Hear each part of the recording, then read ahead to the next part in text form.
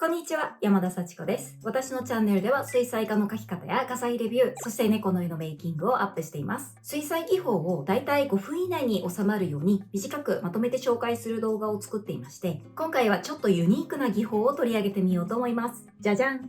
塩です。塩は水を吸収するんですが、その特性を絵に活かすと独特な模様を作り出すことができます。にじみとかバックグラウンドも違った塩にしか出せない質感です。普通の食卓園で試すことができますし、あとは筆とか絵の具とか紙といった基本的な画材用意していただければ OK ですので、まだやったことがない人も気軽にチャレンジしてもらえたらと思います。それでは行ってみましょう。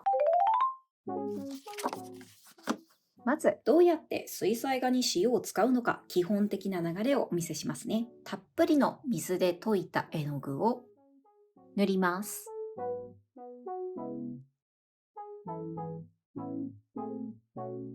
そして、まだ乾かないうちに塩を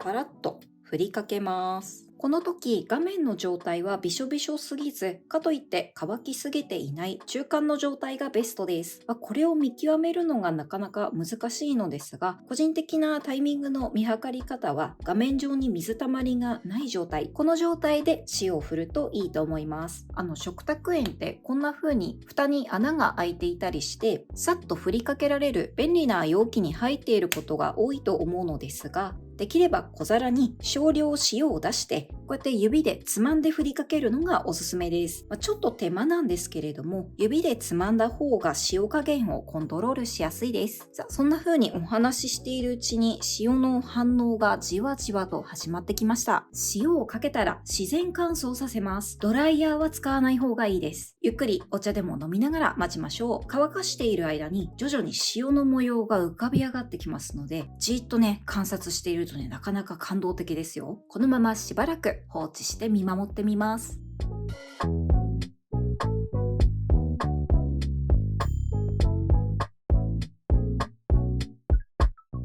絵の具が完全に乾いたら、表面についた塩の粒を指で優しく払い落とします。はい、こんな模様が浮かび上がりました。以上が塩の使い方になります。この塩を使った技法は様々な要素によってどんな模様が出るのか変わってきます。かくいう私もですね、狙ってコントロールできないので、いつもドキドキしながら塩振ってるんですけれども、どんな塩を使うのかでも模様が変化します。塩分濃度とかミネラルがどのくらい含まれているのかっていうのが影響するみたいです。食卓塩はサラサラの粒が細かいものが多いですが、粒子の大きい海塩やピンクソルトを使ってみたら、また違った雰囲気になるかもしれません。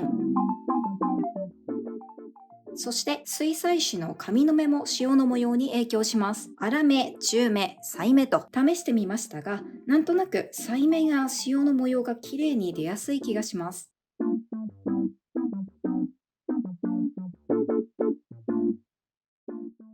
そして使う絵の具の性質によっても塩の模様は変化します。色によって水彩絵の具の特性は様々なので、お気に入りの色を集めてどんな模様が出るのか実験してみると楽しいと思います。今回6色の色で塩の実験をしてみたのですが、試してみた感想としては、顔料の粒子が細かい色の方が塩の効果が出やすいのと、透明色とか濃い色の方が変化がわかりやすいと思いました。